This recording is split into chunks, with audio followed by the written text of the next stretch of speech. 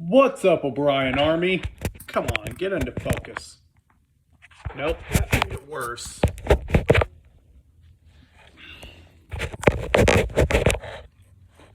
What's up, O'Brien Army? So, today I did a civic duty.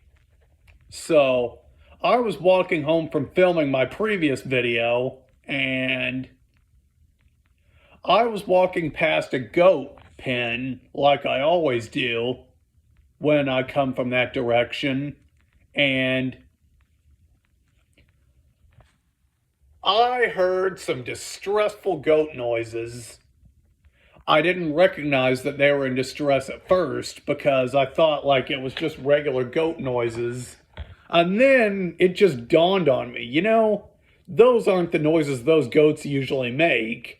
So I turned around, I went back to the enclosure, and I looked around a little bit to see what was going on, and there was a goat that had its head stuck in a place where it couldn't drink water, and it was stuck in the bottom of the enclosure that was inside the fence.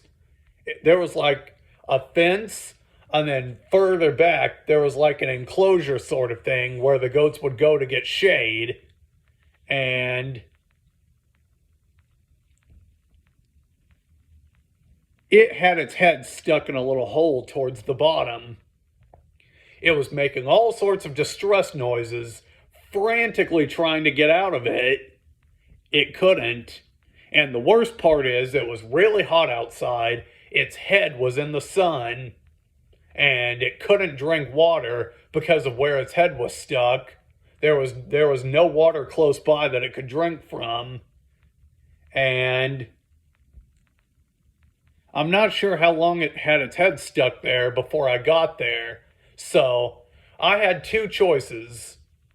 I could either call animal control to come and rescue it, which was the choice I ended up making, or I could risk a clean criminal record and go into there, which had private property signs posted all over it. It had a boarded up brick house there, and I wasn't really about to get charges for trespassing, so I called animal control, not to have it taken away, but to have them go back there and pull the animal's head out. So the animal control, which I believe was an extension of the sheriff's office out here, and they came out, they took some pictures of the property and rescued the animal. And I think they were able to get a hold of the owners and tell them what happened. But those